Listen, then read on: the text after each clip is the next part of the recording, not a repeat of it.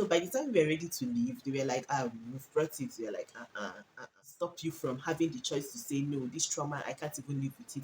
Talk less of having a constant reminder of that. Like this happened. I felt like I went into a freaking freezer. So I always carry a pullover around for indoors. How do you people get used to that? Sometimes even Black American police even criticize you for being a black from another country and then coming into their country. Yeah, happens.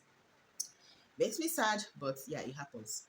Today, we are just going to be reacting to what non Americans experienced as a cultural shock on visiting America or relocating to America, any of the above. Okay, I saw this online yesterday and I was like, oh my god, some of these are a shock to me even now. I have not visited America, I have not left Nigeria ever before.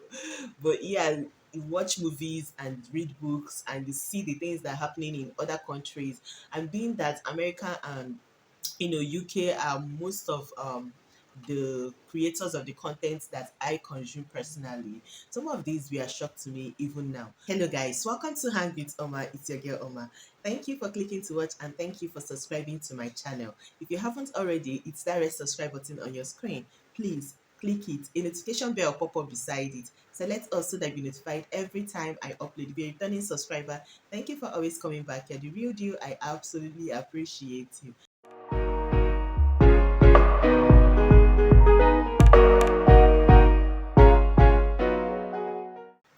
It had been 20 minutes since we got our appetizer, which we were having trouble finishing because the portion was so huge. When a woman came up to our table and said, "Hello, my name is Sheila, the manager."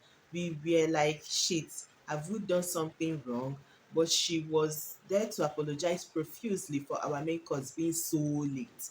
We figured it would be another 15 minutes or so, which would be okay since we were struggling with the appetizer, but no. As she was leaving, our food arrived.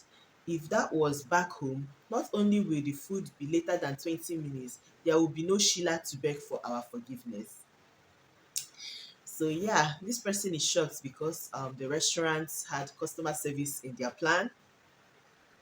It's shocking to her that the portions were very, very huge, and the chef actually came to apologize that their food took longer than the usual time for it to come. Well, yeah, in Nigeria, we don't really do like that. You order what you want and you get it and you eat. I don't think there is a particular restaurant in Nigeria that actually checks how long it takes. You can go to order pizza and they tell you it will take 15 minutes and you'll be there for 25 minutes. Nobody is giving you any apology. In fact, if you ask more than 3 times, the person you're asking will be looking at you like you're crazy. Stop disturbing me, madam. If you're ready, I will call you. We've gone to eat Isiewu somewhere in a local joint and they told us that it would take 15 minutes. We were there for 45 minutes. And who are you going to ask? Like the person that put in the order for us, we called him several times. Where is this here? Where is this here? At the point we got tired and we left. By the time we stood up to leave, they now brought the tray. They were coming with the tray. They were like, I mean, we've sat there for almost 50 minutes at this point. And it was more painful because there were people that we obviously saw they were coming in after we've sat down and they were serving those people isiewu. And we that have been sitting down for longer period of time, we had to wait. So by the time we were ready to leave, they were like, we've brought it. We were like, You said 15 minutes. This is almost 1 hour. Please, we can't stay anymore. And it's more annoying when you've had your hopes up and you went out with kids, you don't want to stay longer than necessary. But yeah, Nigeria, nobody's going to apologize to you either. Anyway, not every place, some places, especially some of the private ones that feel that they need you to come back, they will apologize. But generally, these people don't care.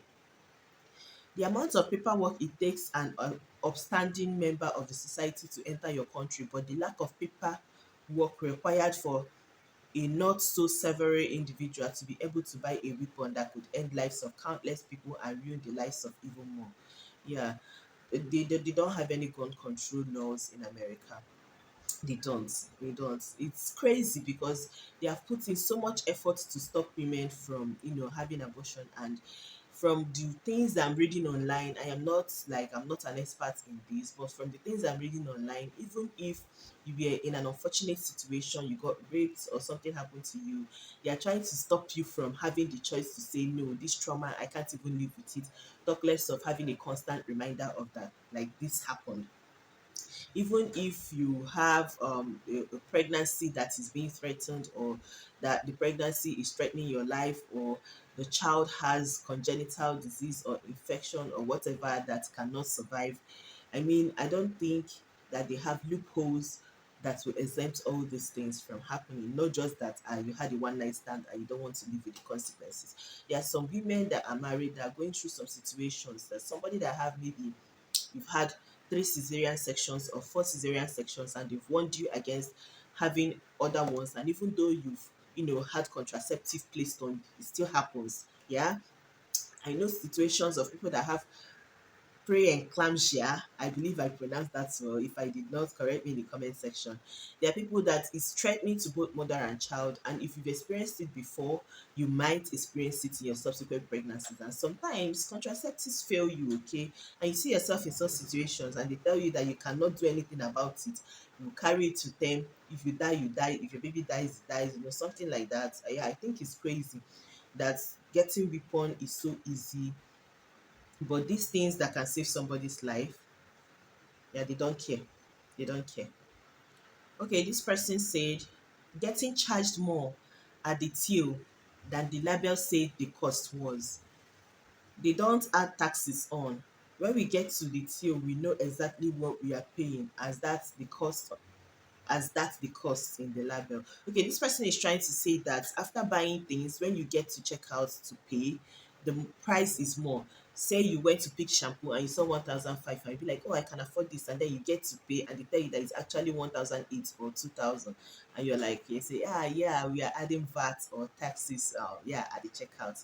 No, we don't do that over here. So yeah, that would shock me as well. You can imagine if you have only 5 naira and you pick things worth 5 naira, and then you get to pay and they tell you that you have to pay 7 naira. Yeah, it's crazy. No, in Nigeria they've added VAT, they've added everything. So the price you're seeing is what you're paying at the checkout. Okay. If they are charging you anything else, is because maybe your bank charges for using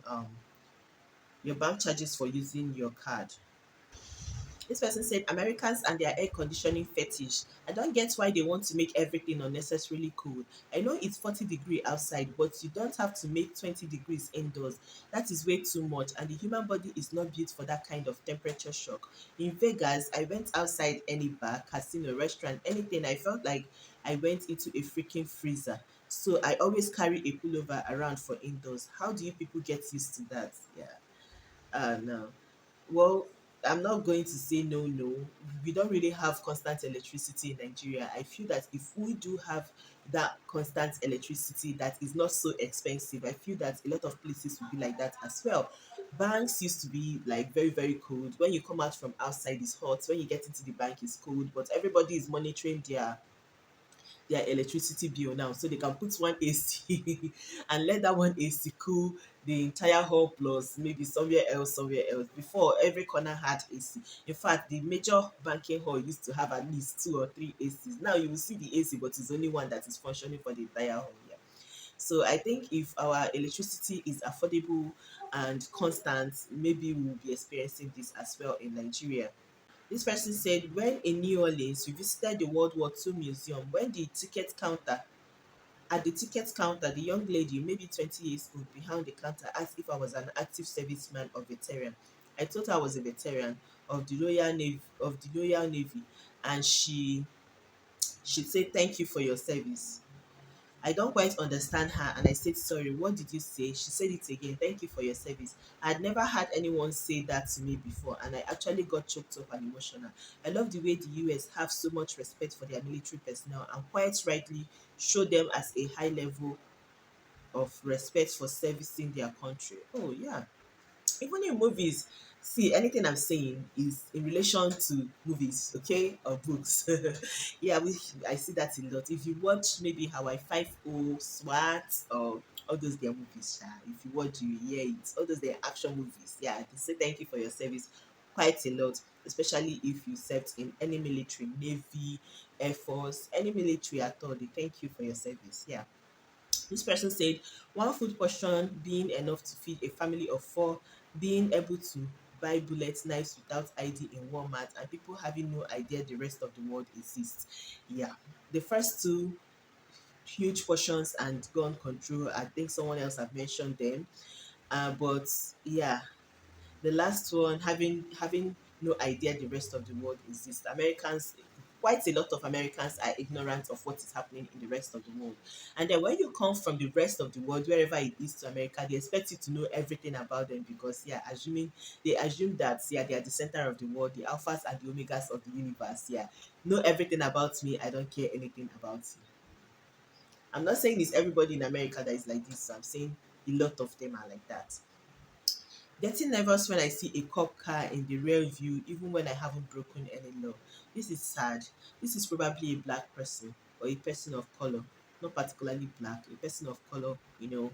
Yeah, the things we hear about American police is not nice, especially seeing that sometimes even black American police even criticize you for being a black from another country and then coming into their country. Yeah, happens. Makes me sad, but yeah, it happens. Being told your doctor says this is medically necessary, but we decided it's not by my insurance company. I don't know how insurance in America works. I have somewhat knowledge of how Nigerian insurance companies work. And yeah, the doctor can say something is medical emergency in Nigeria, and your insurance will say no, it's not, because the policy they have with you, because they don't have one policy in Nigeria. We don't have one policy covers all. Okay, we have different insurance companies, and they have different packages and different policies. So this package might include everything and another package might include only certain things. So yeah, Nigerians, you can get that as well. I'll just read a couple more and I'll be done. This person said 30 years ago, but the size of breakfast used to a piece of toast or bowl of cereals, but every morning was a I'm not understanding what I'm reading. Let me look at another one.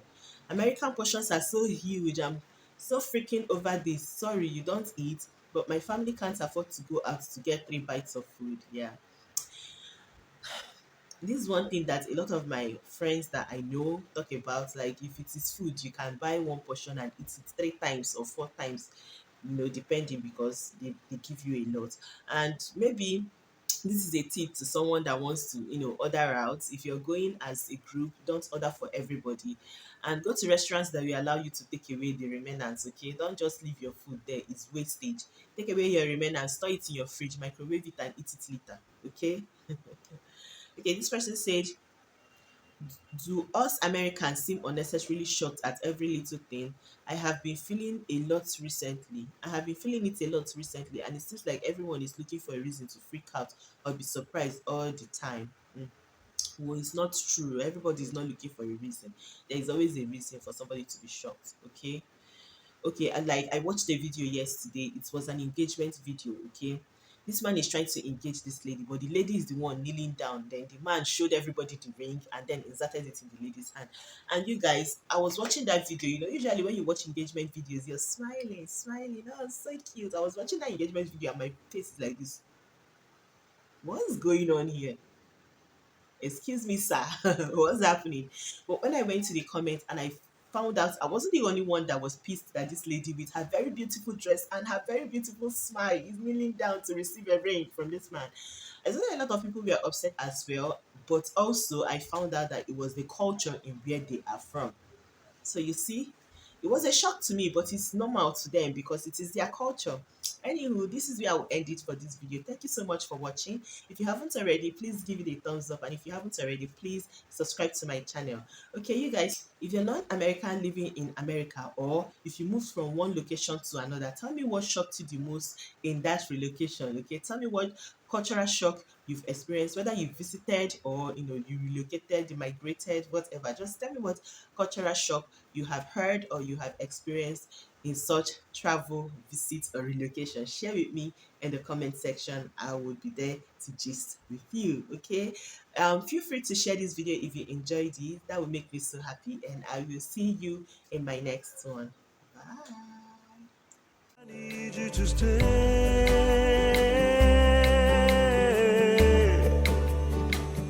I need you to stay.